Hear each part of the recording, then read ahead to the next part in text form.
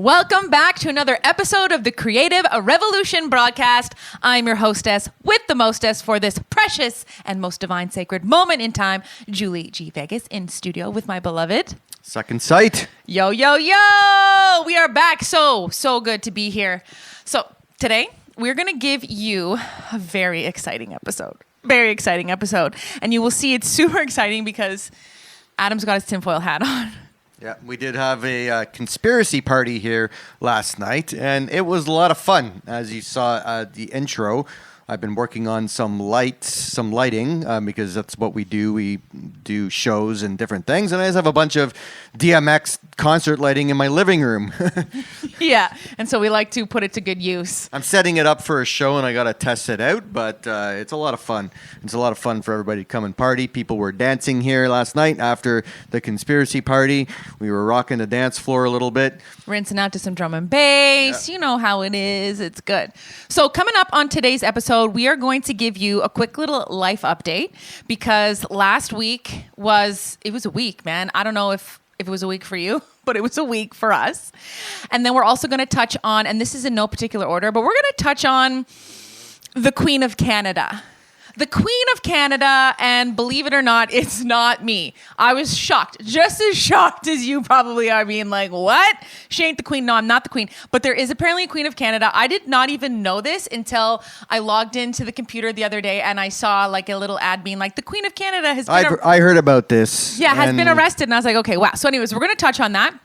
We're also going to touch on really quickly a little blip about UNDRIP because it does kind of tie into the Queen of Canada and it ties into sovereignty and it ties into everything that we find to be deeply motivational and meaningful on this earth. And you're probably not going to expect what we're going to say, or maybe you are because you're used to us now.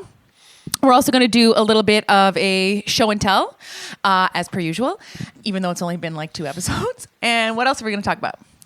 Just a blip on the broken justice system. Mm-hmm. Broken justice system. And we are going to kind of just see what else happens as things unfold because this is the creative revolution, baby. And we are created, therefore we create, and everything's happening in real time. And you didn't mention my hat. I thought you were going to... I did. I mentioned your hat right away. I said, look at Adam's hat. He's wearing his tinfoil hat. Well, but you didn't mention that the reason why I have it is because we all made tinfoil hats at the conspiracy party. We had a tinfoil hat making station. Yes, we did. Yes, we did. We had a tinfoil hat making station. So... And our brain waves were protected. You would believe how clear my thoughts are. You know what? Honestly... It was really something. I feel like because of the tinfoil hats, last night we were so divinely connected. There happened to be 4 presentations that took place last night, and all 4 of them were woven together. None of us knew. Like, everybody just showed up with their presentation, and they all had layers of overlap in them, which I thought was very interesting. And it brought me a lot of joy because I was like, you know what?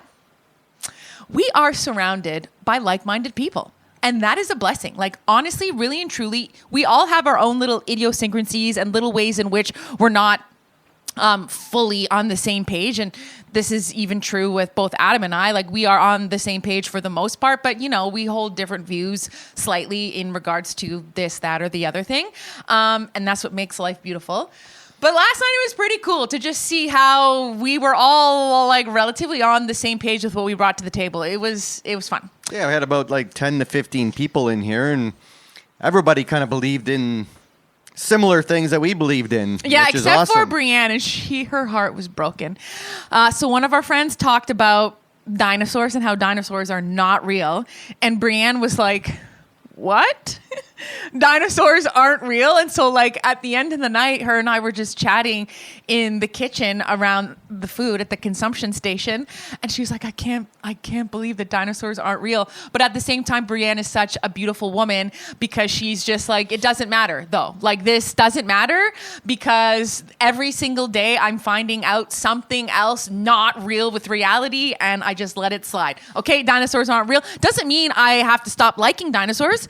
And that was one of the things that was brought up in the conversation or in the presentation, is that dinosaurs are a multi-million-dollar industry in regards to toys and logos and stuff like that. Like dinosaur stuff makes a ton of money, and it's going to continue to make a ton of money because whether they're real or not, they're kind of cool. And I'm not convinced that there wasn't large animals and large lizards and some truth to these large bones, but I think that the overall message, what this whole dinosaur story, the prehistoric period, and how they're just piecing all these different animals together, like the T-Rex and pterodactyls and all this, I think it's all become fabricated to support an industry and a narrative. Yes, a narrative. That's the biggest thing, because something that we brought up at the party, which was so fun. Oh my gosh, you guys, I know we're just diving right into it. So at the party, someone would give the presentation, and then we just opened up the floor for conversation. It was so fun. It was so fun. But one of the things to think about, and that was brought up, is that like there is a narrative to obviously cover up the hidden history, which I don't think we're going to get into that today, but we've gotten into it before. And I mean, there are countless other channels that get into it all the time. And I might do a presentation on that later on video, because that's what my presentation was on last night, hidden history, and people loved it. They came up after and said, wow, that was amazing. And I kind of just threw it together. So I might like properly plan it out and present it to YouTube. Absolutely, you should do that 100 million trillion %. But the thing is that we all know that there are the fallen angels, and that they mated with women down here on Earth, and they created freaking Nephilim. They created giants. And so also something to consider that I'm thinking about right now is in that time period, when they were messing with like the DNA and the genetics and everything, they were also creating like hybrid animals and stuff like that too. So it's not only, giant bones and stuff that they're unearthing right now and then writing them off as dinosaur bones, but there are likely freakish animals that are super big. And then another woman brought up the concept and the fact of dragons. Yeah, that's dragon bones, big ass dragon bones. I think that I see. I don't know if it was fake or not, but like in China somewhere, they had. It looked real to me, but it could have been completely. But the fake. internet is full of. Yeah, but like full on dragon skeleton in China, and people are like getting their pictures. Well, and they taken love with dragons. it, Like China is big into dragon stuff, like 100%. So, anyways, all that to say, dinosaurs aren't real. And conspiracy night is baller. If you haven't had a conspiracy night, this is your sign to have a conspiracy night. The reason why we put it on is because I had seen it popping up on Instagram for months, and I was like, frig, man, we got to do this, because we have enough conspiracy-minded friends that if we do this, it's going to be so much fun. And I was not wrong. The last night did not disappoint. It was super fun. Yeah, we had a great party, and since we're on the life update, we just want to share just how after the last episode, there's just so many problems, and we felt so down about life for the past couple of weeks, like really, really low, just feeling alone, like no friends, no support, and all this stuff. And then we had this awesome party, and we feel great.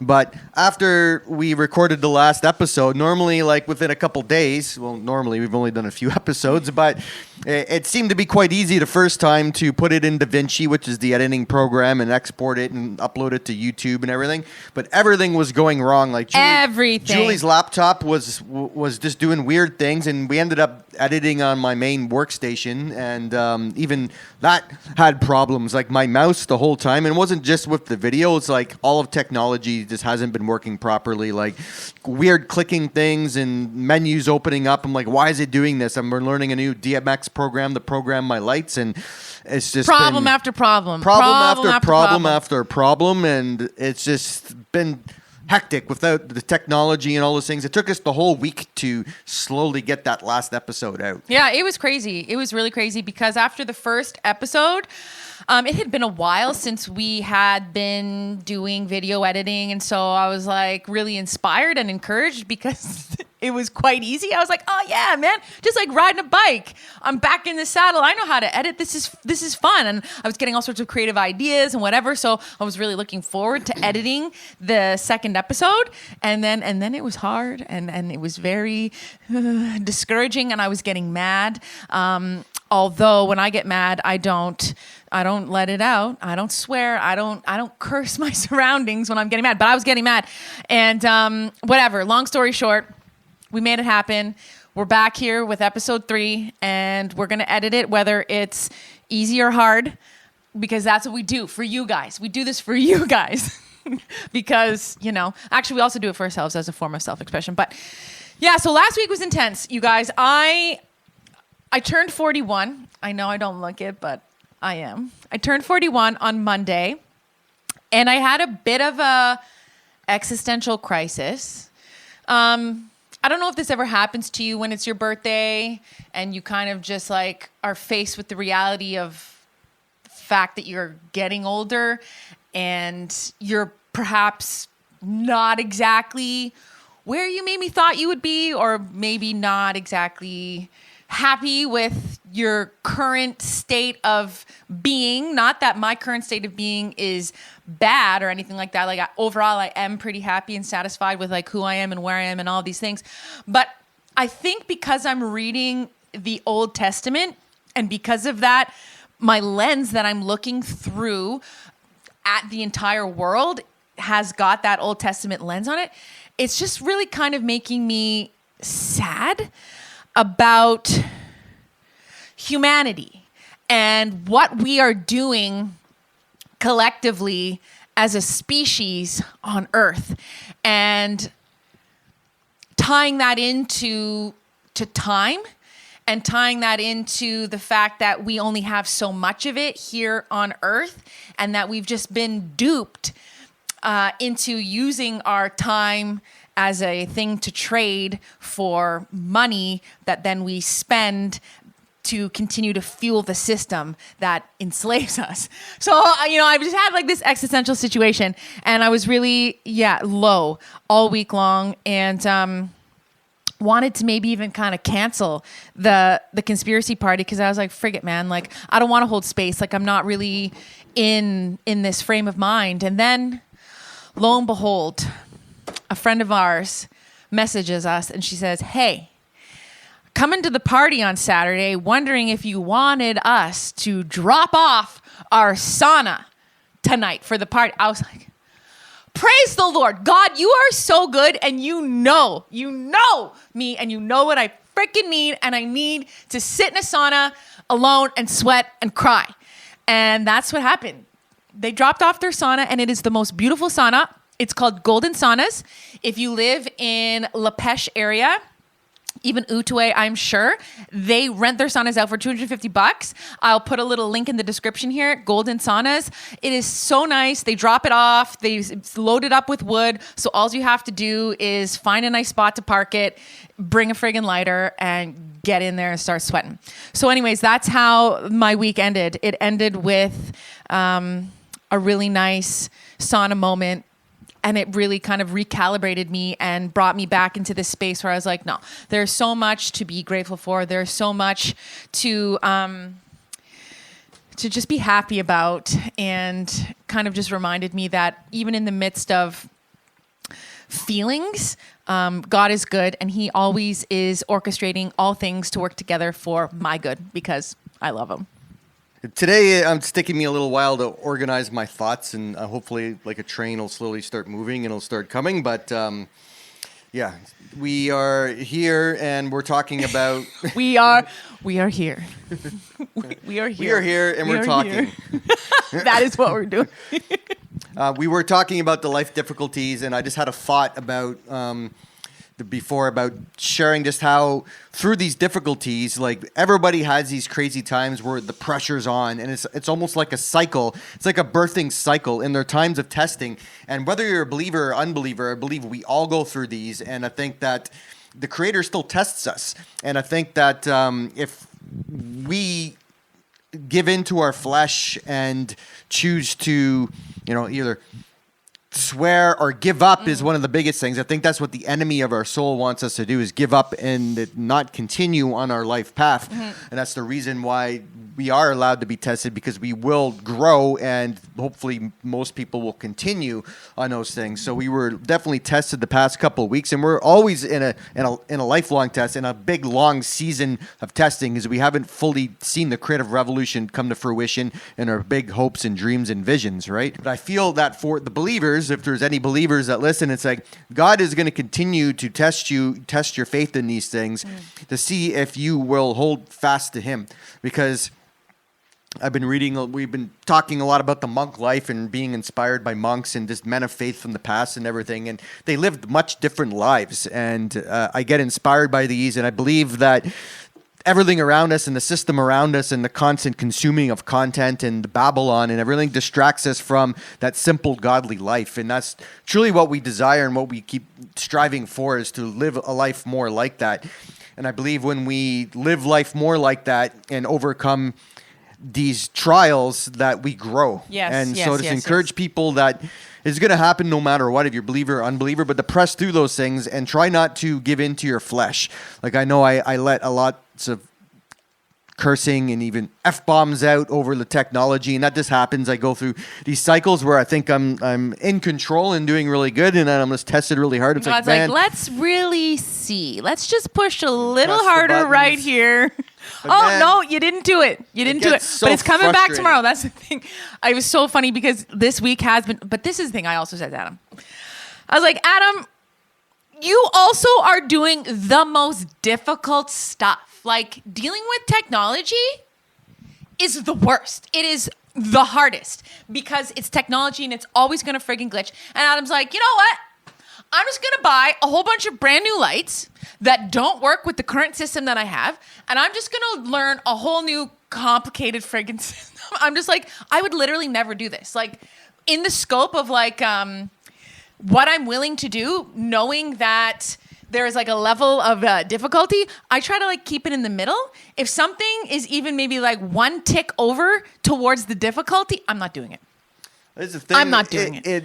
I do many difficult things. Like the video is all one thing, and it's complicated. The lighting is all complicated. Music production, so complicated. The creative revolution as a whole is This is a complicated man right here. He loves complicated things. It's funny because you just like put yourself into these tough situations where it's like, okay, well, let's just see how you're going to do under pressure. And you just like, I'm just going to this frigging pressure tank willingly. I'm just going to go in here and knowing that it's going to be hard and I'm just going to frigging explode is basically what you do. It's like I'm believing for an overcoming mindset. Because I believe that it's a lot of my perspective is what is causing me a lot of this trauma that I go through when I go through these trials. Because if I just learned patience truly as a virtue, when these things didn't work and I had to spend extra time, like an hour, to figure out one thing that should have taken 5 minutes, I could be at peace at that, and that would be a fruit of the Spirit, which I'm hoping to attain.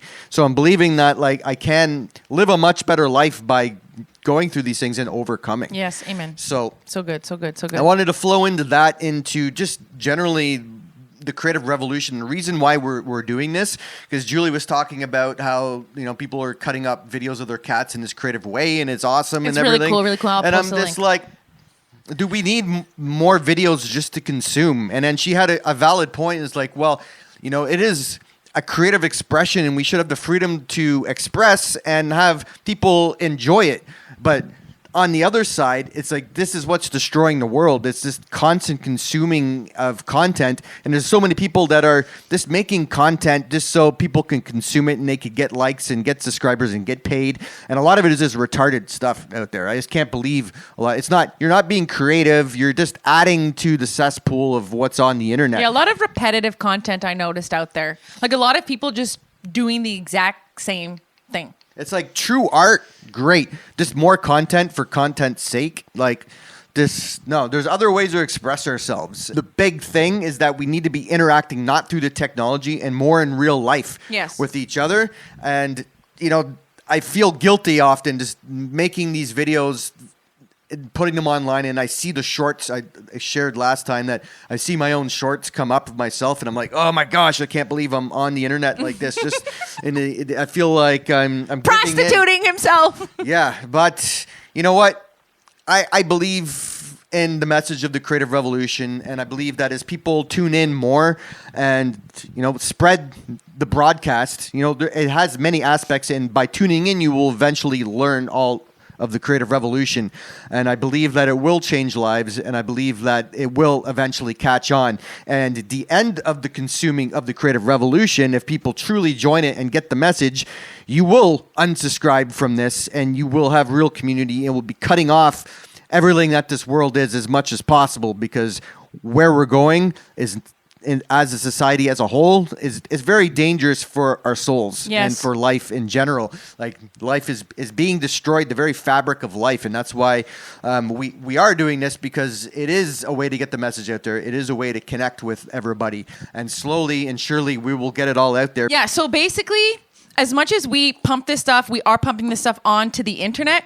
Equally, on the flip side of that, we open up our home and we hold space for real life interactions. And so the reality is that if you're tuning into this, I want to cordially invite you on April 3rd to the Black Sheep in Wakefield to come and dance with us. Second Sight right here is going to be DJing from 10 to 11. He's going to be doing, oh my gosh, the set that he played last night is a precursor to what is going to be thrown down on the 3rd. So come on out. Like, if you're in the area, come on out, meet us in real life. A bunch of our friends are also going to be coming out, and just kind of catch a vibe of what the creative revolution is really all about. Because the reality is what Adam is talking about is, like, you can only really consume so much before you get fat and crippled. You got to get your feet up on the dance floor. You got to. Yeah, so before we just fully get into the Queen of Canada, just wanted to make a mention that a lot of people in these movements, like this Queen of Canada, started her own little culty movement, and specifically the sovereignty movements as well. It's like a lot of people are claiming to have like answers. There was the whole Life Force world, which is now separate than Life Force Canada, and there's all these warning signs, which we'll talk about. But these people claim to have answers, and they don't really have answers. And you can see they end up in all these situations, and I truly believe we do have answers, and like life answers for your soul with God and yourself and your family, and also for the whole world. It's like a pretty big statement to say, but I've sat down and thought for many, many hours. I have many mind maps, and I boiled down a very simple strategy that I will eventually share. And I don't even think I might not even share it here. I might be just in the private for the people that kind of get it. Yeah. But very simple things that could fix every problem on the earth. But the problem is that not everybody, most people will not listen. And that's the one thing where people get all excited about, them and their movement, thinking that the whole world's going to listen to them. No, it's not. I know that the whole world's not going to listen to me and the message that God's given me for everybody, but maybe some will. And I'll share a little bit about that when we talk about the Queen of Canada, because, I believe that the answer is simple, and it's about fixing yourself and your relationship with God. It's all about relationships. I'm giving you some little core nuggets here of the creative revolution and how you can fix the world. First, fix your internal world, your relationship with yourself and your soul and with the Creator. And then fix your relationships with your family, with your wife and your kids, if possible. And then you also work on your interrelationships with everybody else. And if people gathered in like minds, if you truly want to do something about the world, you have to meet in real person. Yes. You can't just meet on Zoom meetings and learn stuff. It's like enough with the learning. You need action, and the correct action. And that is just meeting together and getting to know and trust people. If you have trusted community, you could do so much. That's good. So that's like the foundation of the creative revolution, is creating healthy relationships and trusted community, and then taking specific actions. And a lot of that based in sovereignty and common law. There's very basic principles. If everybody in the world followed that path and stopped listening to the beast, stop listening to the media, stop listening to all the lies and the propaganda, and listening to all the stupid things the government tells you to do in these critical situations, the psyops and everything, if you're able to do that, the world would change. It's like we just literally need to stop being brainwashed, turn around, and go in the right direction. Amen. Amen. Amen. Make a world of difference. But everybody is caught in the gaze of the beast, and they're refusing to break that gaze. And you can only do so much.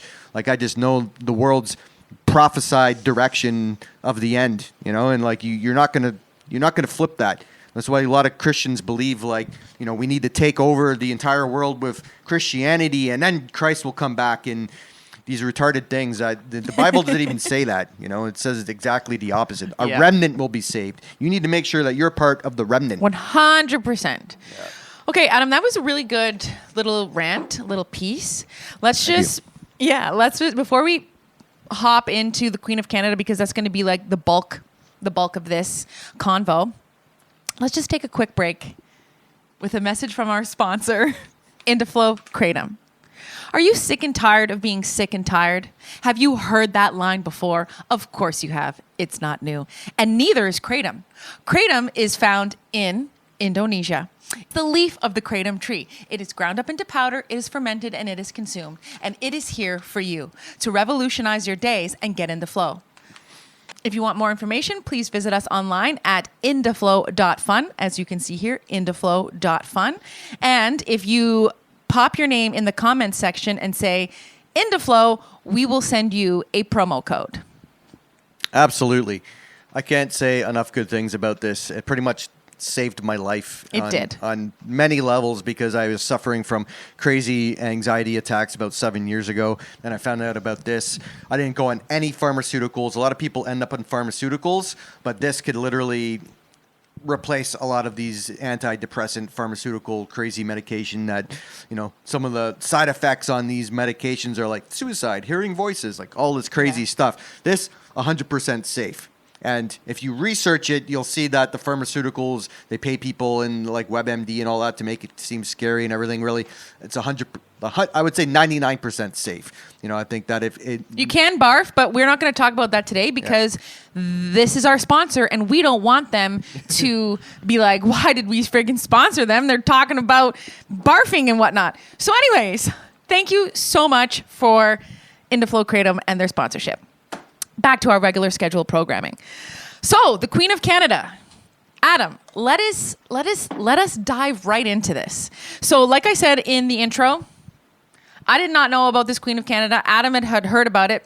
I just saw it come up on like my Mozilla thing when I was going onto the internet. I was like, Queen of Canada arrested. What the ding dong dang? I said to Adam, have you heard of this Queen of Canada? And he's like, oh yeah, I think I have. And I was like, oh, she got arrested. And so we kind of like explored a little bit into her story. And yeah, like Adam says, red flags all over the place. So do we want to just give a couple little bloop, bleep, bloop, blops, and then kind of pick it apart?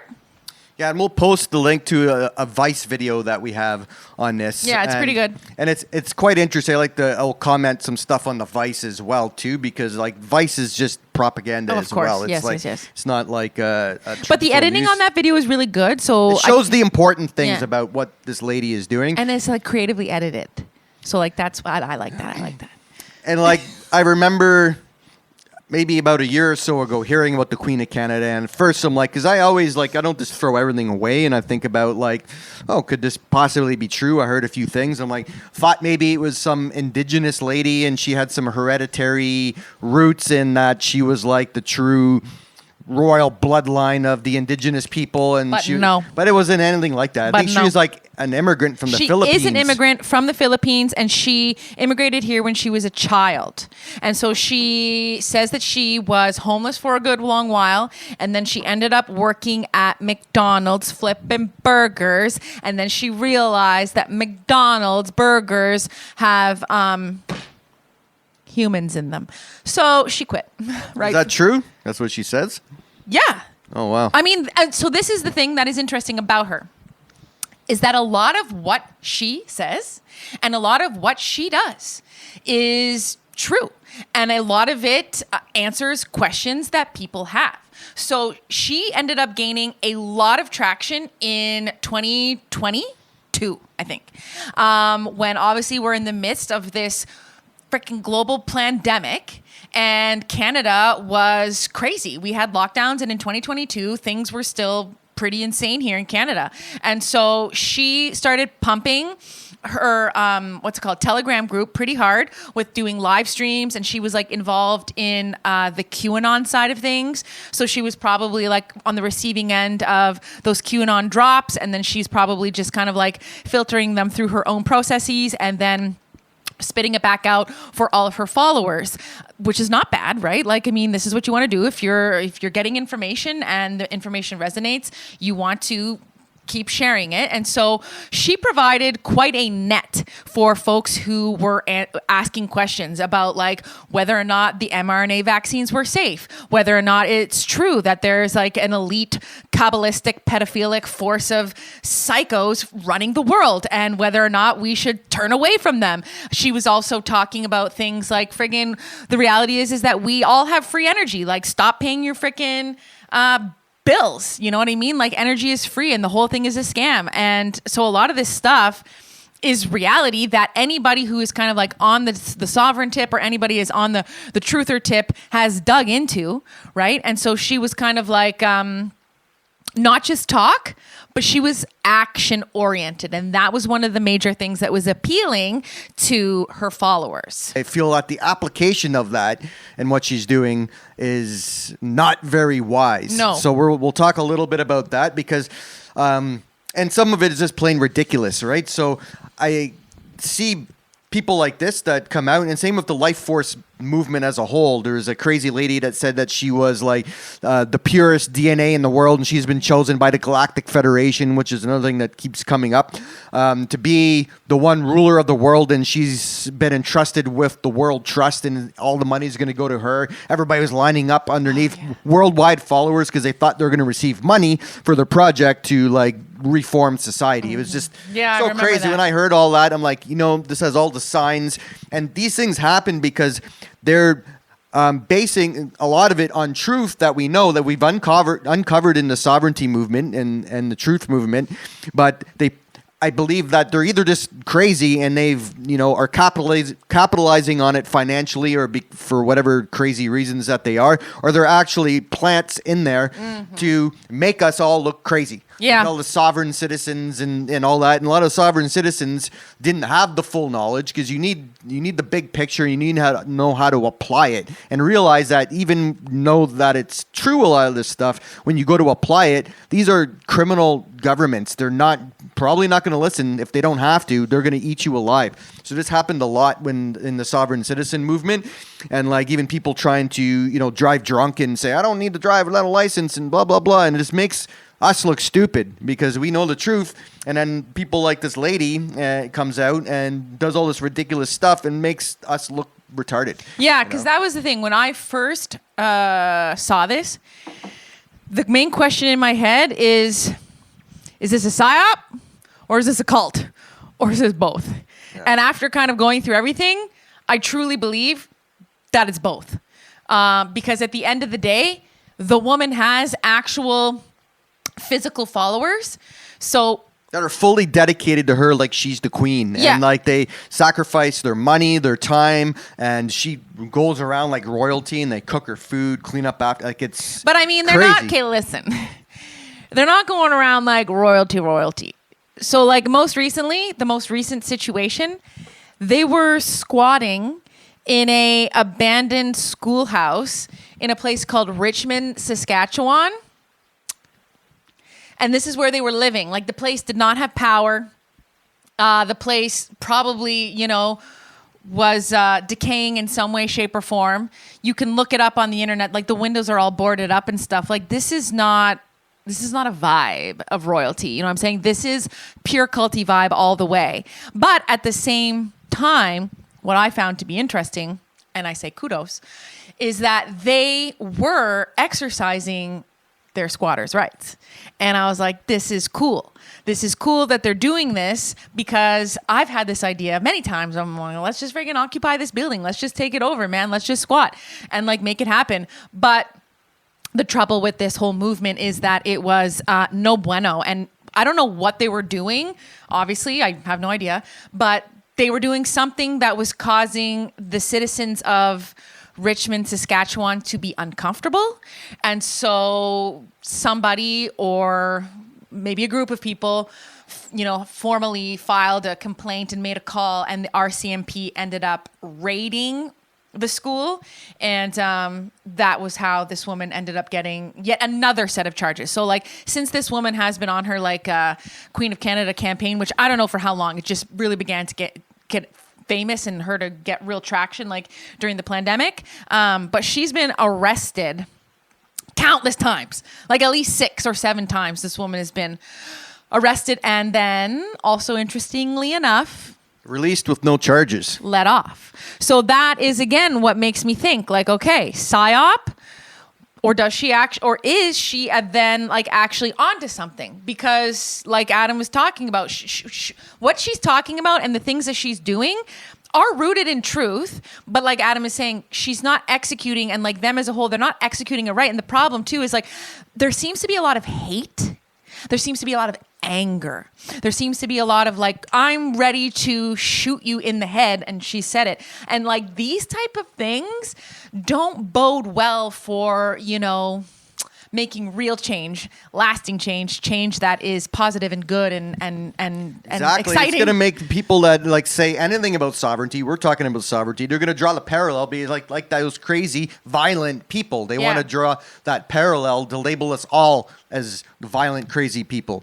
Because like that's what I'm saying. The wisdom and the strategy, like you just got to be a retard to go around saying these things and going up, trying to arrest the police and going up to Trudeau saying, it's over now. We've decided that, this is the Queen of Canada and your government is no longer in effect, right? And so it just makes us all look stupid because who gives her the right to be the Queen of Canada? She's just self-proclaiming and expecting everybody living in this land of Canada to, be subservient to her. Mm-hmm. It's really crazy that people would think that and not clue in and have all these warning bells going off, because the reality of it, if she's going and saying, your government has no legal authority, they're right.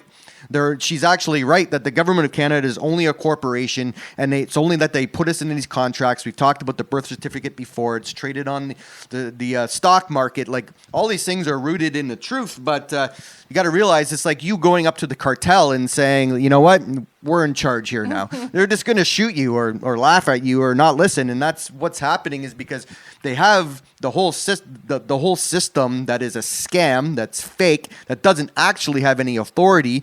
When they're going up to them and expecting them just to be, all right, you're right, okay, here, arrest me, take me to jail. It's like, no, they have the guns, and the officers, they don't believe that, even though it's true. They can make a citizen's arrest because they were going around trying to arrest them for the COVID measures. And in all reality, you could do that if you actually formed a real common law government, which isn't hard. You just need 12 people. You need a few things to establish, just like in trust law. You just need a few people to come together and agree on this, and that becomes a contract that is enforceable. So there are roots of truth in this that we could get together and arrest these people for what they're doing. But you got to think about, is there a plan? They just turned up and tried to say, you're under arrest, and like these people have guns and they don't understand any of that. Of course, they all got arrested instead.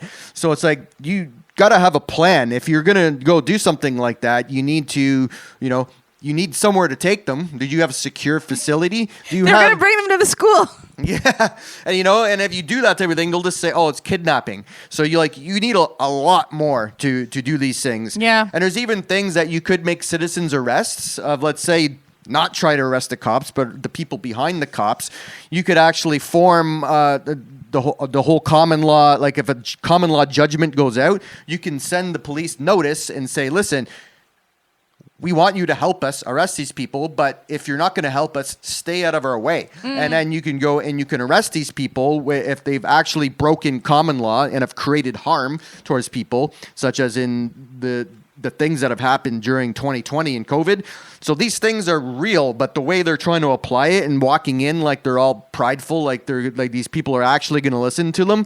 Like, it's stupidness. Yeah, it is stupid, and it's not the path of peace. No. And the reality is that when you make the decision to uncontract from the government and you make the decision to walk the other way and be sovereign, it's really important that you walk the path of peace. Otherwise, you are going to disturb the peace. And when you start doing stuff like that, it's never going to turn out in your favor. So something that I was just thinking in all of this is like, sure, like you can do all these things, like you said, like what Adam was explaining, and that's like a better way to go about it. But I truly believe that the way to go about it is to just turn away from the system, stop participating with it in every way, stop giving it power in every way, and just live your life in peace in a parallel way. Over there, just like free from it. It has no jurisdiction, no power, but you're not poking the bear. You're not like actively, trying to even what?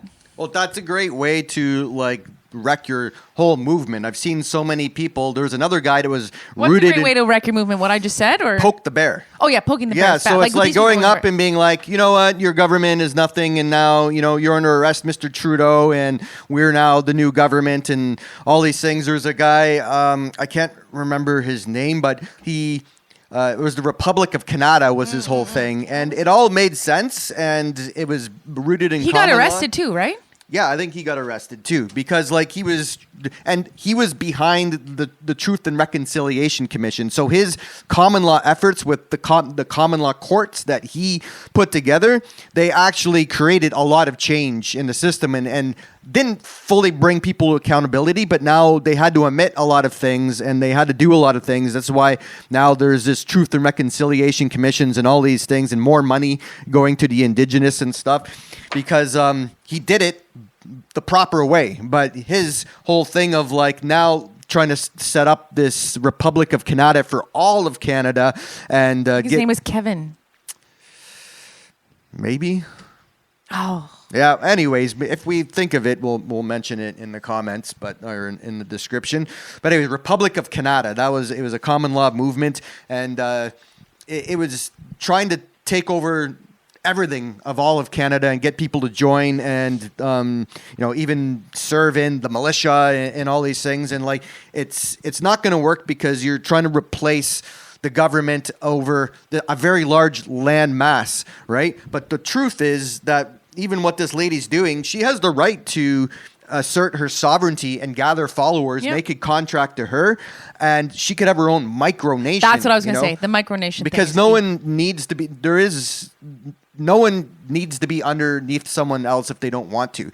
But you have to abide by common law. As you can't be hurting people, murdering people, stealing people, and you got to act in honor, right? So, and a lot of these things are dishonorable. The way she's doing absolutely, doing it, it's absolutely dishonorable. And like the point of even kind of bringing this up is that it really, really, really sheds an ugly light on sovereignty and folks who are thinking for themselves.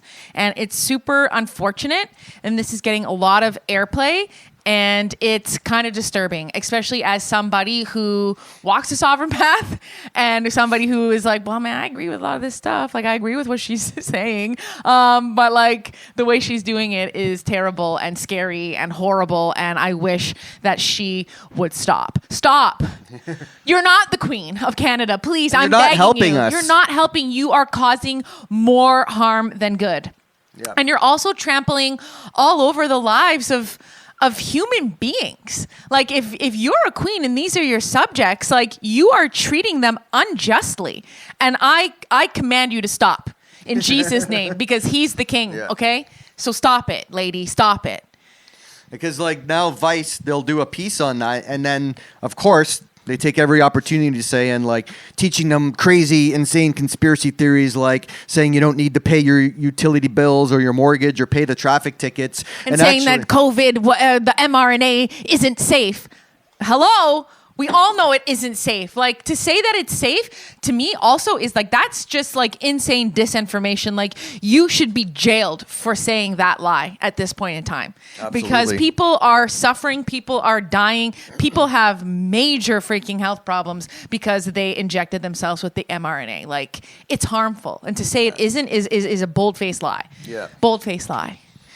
But things like, if we'll talk a little bit, because we know a little bit about like the utility bills, traffic tickets, and mortgages, people have been successful in that. And many times there's a group in America this one guy was helped a lot of people basically get out of their mortgages because the truth is that the banks, they're not loaning you money. They're basically creating credit off of your signature, loaning you your own money off of your birth certificate because that's worth. They trade that on the stock market. It's worth millions. So when they do this, it's your signature, and people have broken it down. It's a complete scam. So there's legal ways to get out of that, because there's two ledgers, and when they loan money, and they just create one for you that you need to pay back at interest, crazy interest, and there's another that's the real account, and the money was never lent to you. It's your own. I can't explain it fully now, but it's a complete scam, the whole mortgage thing, and people have gotten out of it and have saved their homes. But it is very difficult, because in a lot of all these things, a lot of people gotten out of traffic tickets, and utility bills are a lot harder. But traffic tickets, a lot of people have gotten out of that just by not contracting with the officer and signing things on their traffic tickets, and there's a lot of things that actually work. But the problem is that these are corrupt criminals, and when people start knowing the truth, they tweak the system and make it harder. So I wouldn't advise people to just stop paying your mortgage or utility bills unless you're willing to go all the way and have the knowledge. And I believe people just need to get together and collaborate more to figure out how they're tweaking it and how to do all these things. Because we didn't pay our utility bill for hydro for 2 years. 2 years. And normally they cut it off after 3 months. So through our efforts and everything, we delayed it for almost 2 years. And to be honest, I truly believe that we could have been more successful with this. And we're going to pick it back up. We're going to do it again. I'm not done. Yeah. Because everything is learning. And the only way to truly learn is to action what the head knowledge you've got is. You got to put it into practice. I believe that we misstepped. It was me. I misstepped. I'm not going to explain it on this thing, but I did a misstep, and in that misstep, it opened up a whole can of worms. And that's okay. I learned so much. And even though there was that misstep, and the whole thing with the hydro bill didn't go over as according to plan, but what does go according to plan perfectly ever? Anyways, nothing. Yeah. On the flip side of that is, with the traffic tickets that I got, so far at this point, it seems like I'm coming out on top of that situation. And if you want to know what I'm talking about, you can go back into the Creative Revolution broadcast in the podcast section here on YouTube, or it's also in Spotify or on our website, where I talk. It's called the Traveling Flowcast, and I share in detail my experience of being a sovereign woman traveling down the freaking highway and finally getting pulled over. And it was an experience. I learned so much. And it's far from over. I've got plans for this next spring, summer, because I've got this cool little frigging convertible that is the Freedom Mobile. But I'm not going to poke the bear. Because again, that was one of the things that part of me, I got really riled up, and I was just yeah, I friggin' poked the bear. Okay. And it never works. It never works. And I wasn't even poking it too hard. I was just kind of But yeah, when you poke the bear, it responds. And it's so funny when you win against the cops and they can't pin these traffic tickets on anybody. They get so angry. They went to a very far length to harass these beautiful old couple that we bought the car from, and they called us criminal masterminds. They say, you need to go do this because these are criminal masterminds, because they couldn't pin the tickets that they wrote on anybody, and they were sending just these big long things that didn't have anybody's name on it and everything, because there was no contract that existed. Yeah. Honestly, the whole thing is very interesting, and I'm gonna obviously do a 2.0 because things have happened, time has passed, but yeah, it's very interesting, and I personally am going to continue to walking the sovereign path, continue to learn, and continue to put what I'm learning in my head into practice with my physical being, because that's the only way to really know. And the core essence of everything is, do not step out into this unless you are prepared to go the full mile. That's just it. The only reason why we're doing these two specific things with the hydro bill and the traveling stuff is because I feel confident and I'm not afraid. And I know that I can handle myself in this entire situation in a grounded way, in a way that is on the path of peace.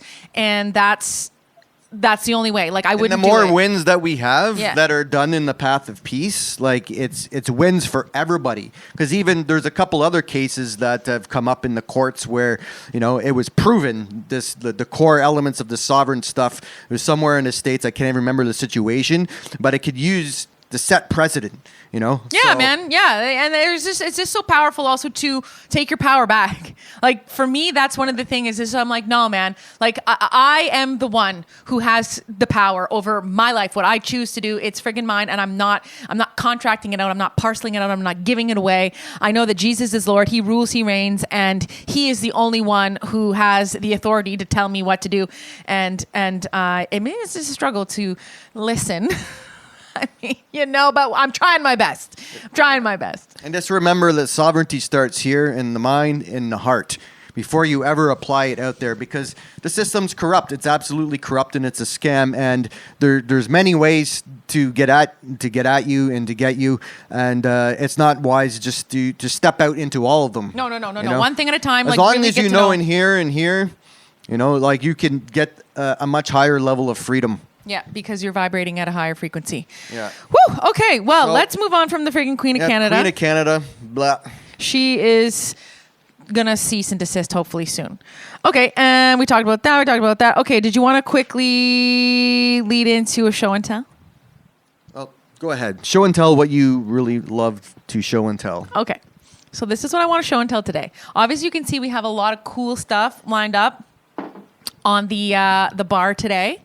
But what I wanted to show is this. This is vintage from the 1970s, and it is a comic book style of the Bible, basically. So there are six little booklets. Adam, can you hold my microphone for me? Okay, so there are 6 little booklets, and it goes through the entire Bible. And so we've got the creation book. We've got the book on the promised land. We've got the book of Kings and Prophets, which is actually what I am reading right now in the physical Bible. So maybe I'm going to pull this out and use this as a secondary tool for my Bible study. Then we have a book on the captivity. We've got a book on Jesus. And then we've got a book on the church. Now, these are so fun. They are so beautifully illustrated by some artist. But the long story short is that this is probably one of the coolest things that I've ever read from start to finish, because of the visual aspect. And I think that is something that the Bible lacks, is pictures. So oftentimes when you're reading it, you're kind of having a hard time visualizing and putting yourself like in that historical time place, for example. And these books really help do that. And they do it in a way that is super easy to read because it's like comic book style. So it has the little voice bubbles and like Jesus is saying something, you know, and at the beginning when it's talking about creation or whatever, we've got like the voice coming from the sky, let there be light. So it's very cool. If you want me to do a series where I just like read all of them live on air, let me know in the comment section below. All right. Well, that was great. Thank you for sharing and showing and telling. My pleasure. We're going to talk just briefly about the broken justice system because what we've noticed prophetically from reading the Bible in the Old Testament that, you know, when the system gets so corrupted, when everybody's completely corrupted and morally on every level, that things are about to fall. So Jerusalem, right before the fall, the prophets were getting and saying, you know, everything is basically reversed. They're saying that like your festivals and your celebrations and your sacrifices is this a stench in God's nostrils because you're being completely immoral and your justice is reversed. Is basically calling good bad and bad good. This is where we're at society now, that the justice system is protecting the criminals and putting more and more innocent people in jail for just breaking the rules that they come up with. Yeah. Right? I just saw a brief video about some pedophile that had, he was like swirling his image in the pictures online. I don't know the full reason of why he was doing it or whatever, but somebody mathematically reversed it, and they caught him, and he had done some horrendous things, and he only got a few years, and everybody was saying, and now he's living in Canada. No way. Yeah, he's living in Canada. He's free. He's going about, and that's what everybody was saying. It's like, wow, it's like he did all these things to all these people, and he got basically a slap on the wrist. Meanwhile, that if you break some of their rules, like they're wanting to put people in jail from 10 years to life for talking against their narrative. Yeah. This is the freedom of speech, one of the more recent bills, and even talking about the gospel, saying that certain things, if you say that there's sin, they can literally put you in jail from 10 years to life, but they're letting pedophiles get slaps on the wrist. Not only are they letting pedophiles get slaps on the wrist, they're letting mass murderers also get slaps on the wrist. And I'm referring to a story that my sister-in-law, Laura, she sent me a video the other day. I don't know the names of the people involved. I don't even know the name of the guy, but all I know is that he is a transport truck driver, and He's here illegally. Yeah, here illegally, and this situation took place, I think, in 2016 or 18 or something. It doesn't matter. Long story short, he was driving a transport truck, and he blew through a stop sign, and he smashed head-on collision into a hockey bus that was carrying a hockey team, and he ends up killing 15 of these young boys, hockey players.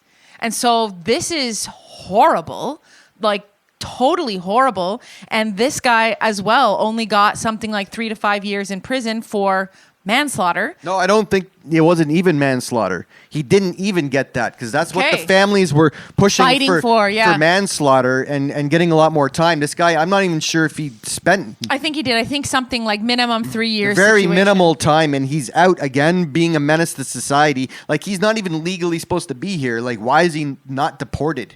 Yeah, why is he not deported? But why is he not in trouble? Like, why in jail? Why is he not in jail? Killed 15 people. That is a lot of people to die. And like, just think about that recent shooting that took place in British Columbia, right? Where that guy shot up the school and killed like a bunch of young kids.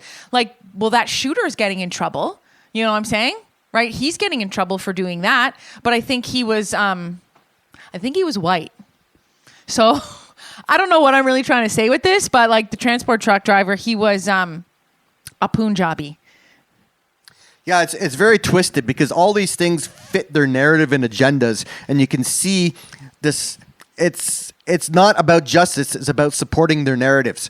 You know, so it's like even a lot of these situations where they're just allowing tons of immigrants in without screening. A lot of them are criminals, and are going around in hordes and gangs and raping and killing people in the streets. And if you say anything against them, you're a racist. Yeah, you're in trouble. You get in trouble. So it's like there's this complete reversal, all to support their agenda. You know, and there's so many agendas here, and we could go on and on. I could probably talk, for hours exposing all of the crazy injustice that's happening in the system now. Yeah. And people and then more rules getting put on us. Even just an example, like the new gun laws, they just took all these people have legally bought firearms, and they're hunters or collectors or whatever. They have licenses, they're abiding by all the rules. And it was something like thousands and thousands of guns. They just said like, well, now we're just making them illegal, and if you have them, you could get 10 years in prison.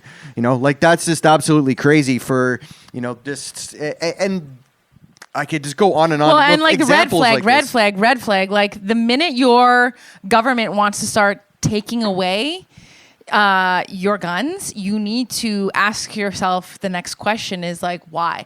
Why do they want to take these guns away? And no, the answer is not to keep the kids at school safe from freaking shooters. Like, that's not the reason. Criminals always get guns. They get them illegally. They're criminals. Good. They know how to get the guns on the black markets and like whatever. Citizens owning guns and defending themselves when they fully implement their crazy dictatorships. Yeah, so that's totally nuts. Anything else? Do we want to just touch on UNDRIP or save that till next time? Yeah, well, maybe we'll just mention it, because I think maybe if we wanted to talk about, do more research, because I don't know a lot about UNDRIP. I just know it's a scam, and they're trying to basically give land back to the indigenous people, and in all these crazy ways, like basically the Supreme Court is giving away back like tons of land to the indigenous, and there's people that have like mortgages, and there's just tons of like homes already, people living on there. It's creating this completely crazy situation, and I think we should like maybe talk about it another time, because I know it's a scam and that they're going to flip the script and they just basically want to control all the land. Well, something that I think that this ties into is the whole agenda with the 2030 and with the own nothing and be happy thing. Yeah. And so the way I see the government and how they use indigenous folks and toy with their emotions and just also toy with us as a population is they use it as a weapon. They've weaponized the indigenous in the sense that they're going to utilize this as one of their mechanisms to further implement their agenda of own nothing and be happy. Because, like, honestly, even right now, I think what has ever happened in British Columbia is that something went through and officially, like, a very huge portion of British Columbia, Vancouver, whatever, has been allocated back to the indigenous. And the thing is like such a huge portion of land, and like what are they gonna do? Like, how many years? Like, what are they gonna do? How are they going to get rid of people on this land who are already living there? And then on the flip side of that is like, isn't that then the exact same thing that quote unquote the white man did to the indigenous man? And then does that make it right now? Do you know what I'm saying? Like, I feel like this whole thing is just inverted and twisted and completely divisive, because we all know that when the people are divided, they can't be united. And when the people are united, they can't be defeated. And so they are perpetuating this whole division between the indigenous people and the white people here in Canada. And it is very harmful for us as citizens who live on this land together. Like, we are all brothers and sisters. Like, this is the thing. We're all part of the human race, the one tribe of humanity. Like, this is the thing. And they just keep freaking pulling that divide further and further apart. And I feel like this is a really harmful tactic, because it is not loving. It is not peaceful. It is not caring. It is wrong. And many people are going to get hurt because of it. And I think that if the indigenous don't play their cards right, like, I think they have an opportunity in all of this, but they're really going to have to act slowly, and they are really going to have to go inward into the heart. And they are really, like what Adam said at the beginning, they're going to have to reconcile. They're going to have to reconcile that hurt, you know, that is constantly propagated into them. It is propaganda that keeps them mad, thinking that, you know, the white man has done all this stuff, colonization, da, da, da. But no, like, we are living in the year 2026, allegedly, and things have changed, and you need to heal.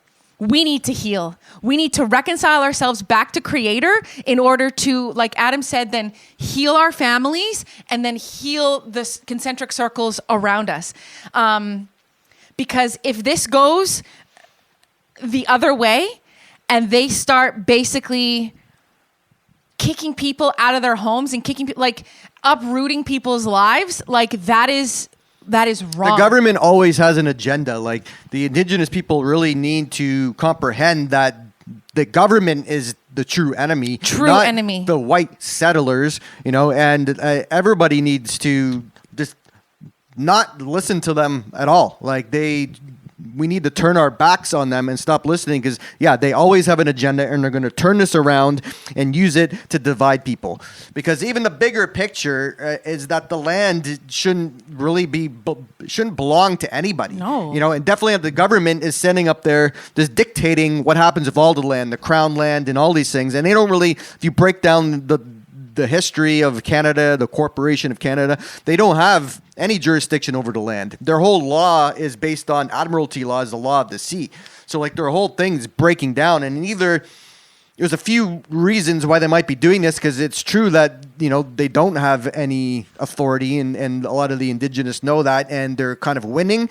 And so they're completely conjuring up this whole scam and scenario to mess everything up, or they know that like it's over and this is what's happening in the Middle East, the Third World War, that we're all going to be invaded and all the things are going to change. That's a possibility too. But also, the bigger picture is that there's people living on the land now where the indigenous, you can't just give the indigenous back everything that they quote unquote had or didn't have, because they're not living there now. And also they, there's nothing to say that, I'm trying to bring my thoughts together here about that. Basically, the land is God's land, and we need to share it. Yeah, that's the end of it. And like before they came and everything, it's not like they owned all the land. They used to fight amongst themselves, right? And from tribe to tribe. And you can't own land. Like, let's just be real. Like, We're land stewards of land. Yeah, we are stewards of the land. Like, that's what we were put here to do.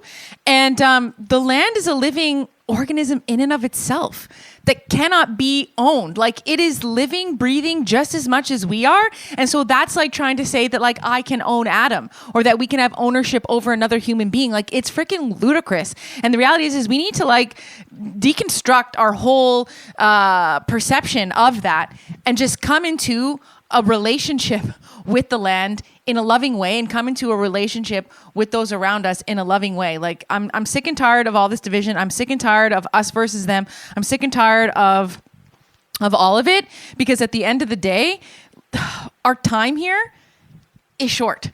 Like, we are lucky if we get 80 years. And do we really want to spend those 80 years fighting, or in some sort of like space that is, you know, not life-giving and making us sad? No, man, I don't want to do that, because like it happens enough during 365-day period. Rage, fighting the system and like hitting them head on and all that. No, that's not the answer. The answer is to create reality with like-minded people, and that will change the world. It'll at least change your world, you know, because you can't fight the beast head on, but you can. You know, the power within that we have with the Creator through faith, through love, through all these things is much more powerful. That, you know, they only could do so much if we stop giving them our energy. Amen. You know, and then we work with what we got. You work with the people, the localities of where you live, and that's it. You stop letting them dictate everything. Yep. So with that being said, we're going to wrap up this episode with a random Bible verse. We're just going to flip it open and see what it says. Keep watching and praying that you may not come into temptation. The spirit is willing, but the flesh is weak. Amen. With that in mind, keep yourself watchful, keep yourself in prayer. Because your flesh, it's weak, man. Don't give in to that pizza tonight. Have a salad. God bless. And we'll be back. I believe we've been promoting the Jesus 101, and it's almost ready. So almost. The next episode will be the Jesus 101. Jesus 101. Thank you. Bye.